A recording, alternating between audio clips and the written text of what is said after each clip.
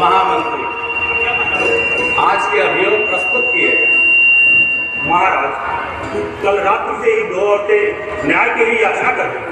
क्या कल रात से ही 2 स्त्रियां न्याय के लिए याचना कर रही हैं और आप हमें अब बता रहे हैं? महामंत्री, आपने हमें रात्रि में क्यों नहीं बताया?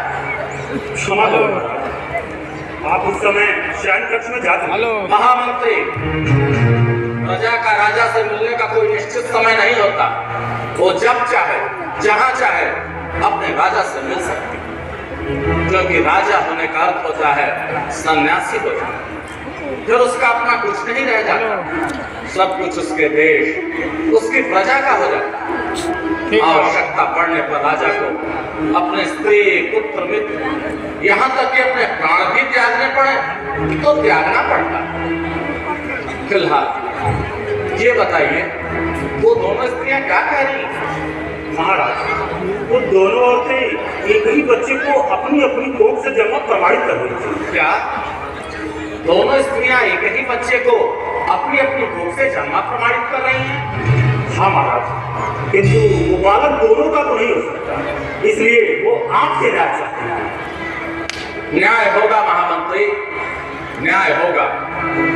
महामंत्री जी महाराज, उन दोनों स्त्रियों को राज दरबार में प्रस्तुत किया है। दोनों स्त्रियों को दरबार में बुलाया जाए। दुहाई हो महाराज, दुहाई हो, दुहाई हो महाराज, दुहाई हो, दुहाई हो महाराज, दुहाई हो। न्याय कीजिए महाराज, न्याय कीजिए, न्याय कीजिए महाराज, न्याय कीजिए, न्याय कीजिए महाराज, न्याय कीजिए। नहीं महाराज, मेरे साथ न्याय कीजिए। नहीं महाराज, अन्याय मेरे साथ हुआ, मेरे साथ न्याय कीजिए। नहीं महाराज, मेरे साथ न्याय कीजिए। शांत हो जाओ तुम दोनों और एक एक करके अपनी बात करो। महाराज, मैं बताती हूँ, जब मैं कुएं के पास पानी भरने गई, तभी ये औरत मुझसे आके बोली कि बहन, अपना बच्चा मुझे दे दो और तुम आराम से पानी भरो। मुझे लगा कि ये मेरी मदद करना चाहती है, इसलिए मैंने बिना कुछ सोचे समझे अपना बच्चा इसको दे दिया और मैं आराम से पानी भरने लगी महाराज। परंतु जैसे ही मैं पानी भर के पीछे पड़ी महाराज, तो वहां पे ना ये औरत ही, ना ही मेरा बच्चा महाराज, ना ही मेरा बच्चा। मैं इधर उधर देखी और जब मैं इसे पकड़ी महाराज, तब से ये कह रही है कि ये बच्चा इसका है महाराज, लेकिन वो मेरा बच्चा है महाराज। नहीं महाराज, उसे मैंने जन्म दिया, वो बच्चा मेरा है। झूठ बोल रही हो, तुम बोल रही हो, झूठ बोल रही हो, तुम झूठ बोल रही हो, क्यों झूठ बोल रही हो? शांत हो जाओ तुम दोनों। तुम दोनों में से किसी एक में छोटी सौगंध है। ममता का फूल एक और माताएं दो।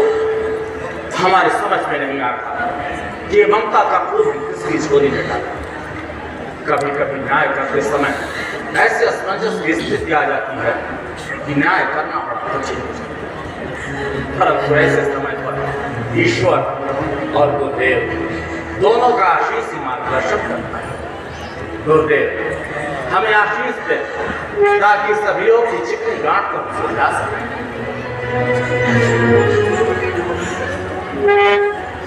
महामंत्री आज्ञा महाराज। बच्चे को राज दरबार में प्रस्तुत किया जाए। बच्चे को राज दरबार में लाया जाए।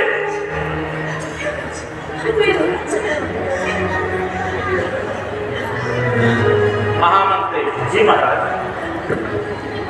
खड़क के वार से इस बच्चे के 2 टुकड़े कर दिए जाएं और दोनों माताओं में समान रूप से काट दिया जाए। महाराज, ये आप क्या करेंगे? दंड अपराधी को दिया। महामंत्री इस बालक को नहीं महाराज। हम अपराधी को ही दंड दे रहे हैं। तलवार ज्ञान से बाहर हो महामंत्री। इस बच्चे के 2 टुकड़े कर दिए जाएं।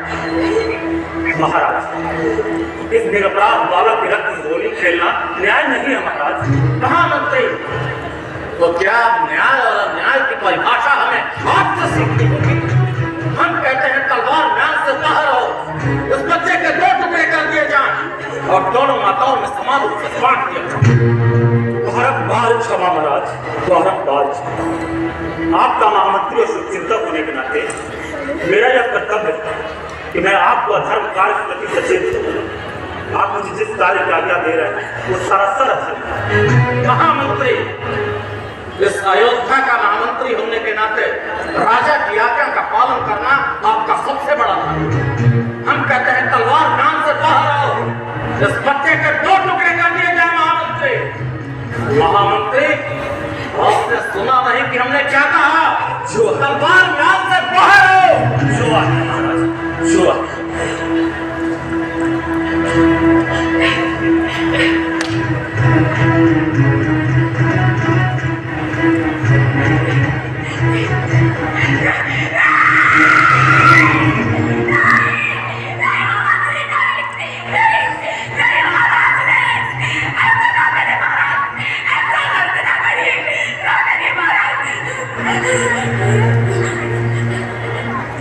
ये मेरा बच्चा नहीं है महाराज, ये मेरा बच्चा नहीं है।